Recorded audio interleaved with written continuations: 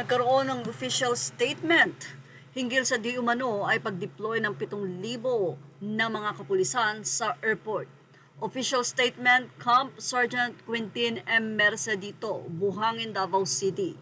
The Philippine National Police or PNP, Police Regional Office 11 o PRO 11 categorically denies the misleading and false information circulating on the internet. The public is urged to refrain from spreading unverified reports that may cause unnecessary panic and confusion.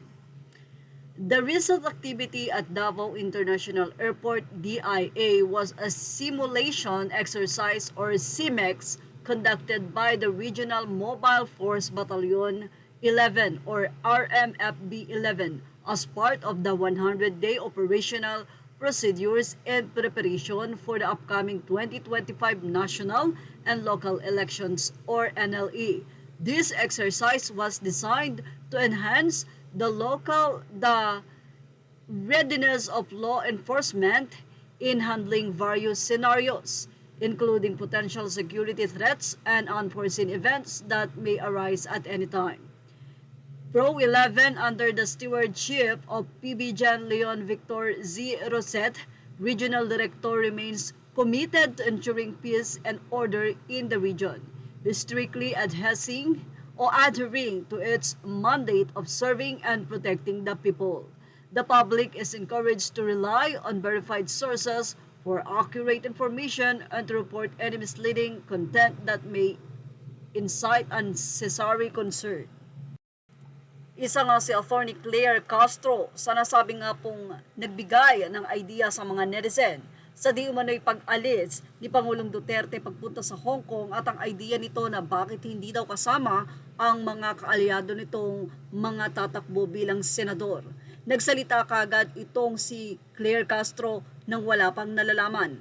Ayon sa kanya, ipinagtataka ni Palace Press Officer Attorney Claire Castro kung bakit hindi daw kasama ni dating Pangulong Rodrigo Duterte ang mga kandidato ng kanyang partido para mangampanya sa Hong Kong.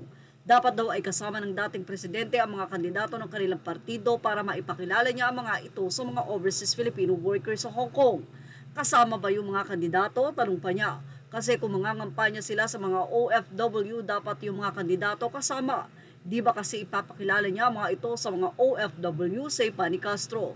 Bukod dito, sinabi pa ni Castro na matanda at mahina na ang dating presidente at inaalalayan ang kanyang bodyguards.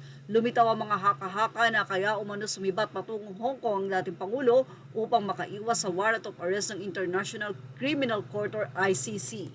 Samantala, nilinaw ng Facebook page ni Conse Attorney Luna Acosta ang naging pakayag sa nasabi nga pong kumalat ng mga pulis sa airport sa Davao. Aniya, as the chairperson of the Committee on Peace and Public Safety here in Davao, our office was not informed of any simulation exercise or CIMEX to be conducted.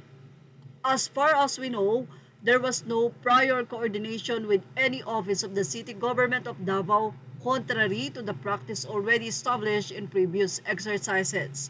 If there is a CIMEX in Davao, we hope that all involved agencies will coordinate with the city government. Peace and public safety is a shared responsibility and all activities should be well coordinated among different agencies of the government.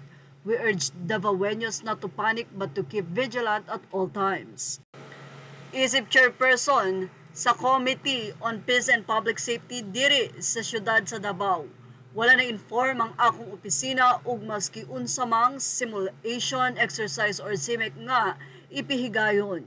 Sa among pagkahibalo, wala pod prior na coordination ng mga opisina sa City Government of Davao kontra sa mga established practices sa exercises sa una. Kung may CIMEC sa Davao, unta ang tanang involved agencies na appeal ni ini maki-coordinate sa City Government aron masapsay ang tanan. Ang peace and public safety usa ka shared na responsibilidad ug ang tanang aktibidad kinahanglan nga anaay koordinasyon sa tanang ahensya sa gobyerno. Atong ginaagwag ang tanang Davaoenos na dili magpanik ug magpabilin nga magbinantayon sa tanang panahon.